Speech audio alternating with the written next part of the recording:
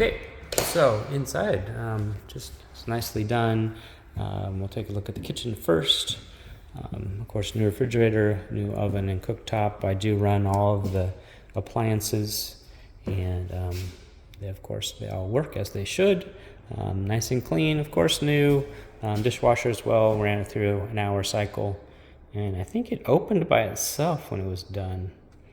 I don't remember opening it, but there's no leaks and it looks good. With several options on different kinds of washes.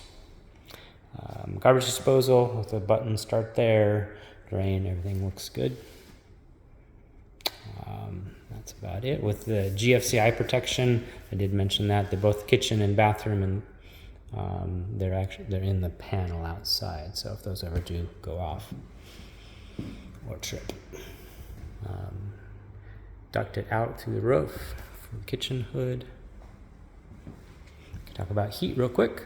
It has Mr. Cool ductless heat pump with outside unit. We walked by that on the outside wall out there, and I've ran that temperature up and down a little bit and changed the fan settings, and it seems to be doing real good.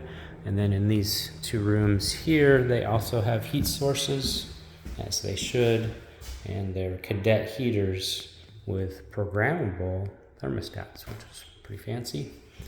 Here on the coast, if there isn't going to be people in the house, I do recommend you keep the temperature at least above 60. I usually say 65, but you do end up having mold issues if you don't keep heat and or airflow in a vacant house. Over here, the laundry room and your tankless water heater. And tested that. The water temperature at the faucet is about 130, 131 in the kitchen.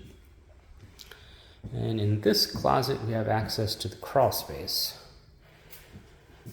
So I crawled down there and took a look at the PVC drain lines, framing, the vapor barrier. Everything looks good. But the one problem I did have is that underneath this wall there is, maybe it's further over, but there is another concrete wall that goes underneath the house as support, and so I couldn't get to the other side, which kind of concerned me because there was some plumbing. I think it's just the kitchen. I'm not sure where that wall is now, but I'm like, kind of need to be able to get under there. So after I came back out, went outside and saw that underneath this deck there is another access to the crawl space for this kind of half of the house, and everything looks good, and it's good that you have access to both. The floors are insulated. It's TGI joists, and that's about it. Looked real good. Can't think of anything else besides that the hatch down here, the framing for that's loose, so it functions okay, but in order to get it off, the framing moves around, and there's one stripped screw as well, so those two things could be improved. Bathroom, we didn't go in there yet. So the bathroom looks good as well. Nice tile work, looks again professionally done. Everything seems to function as it should, no leaks. But again, I check everything, and I take pictures as I go too, so you'll see those in the report. But yeah, everything looks really good. Now, on that note, since it's a new build, things possibly can settle more, and different issues might arise. So I do recommend, with all new builds, do an 11-month inspection.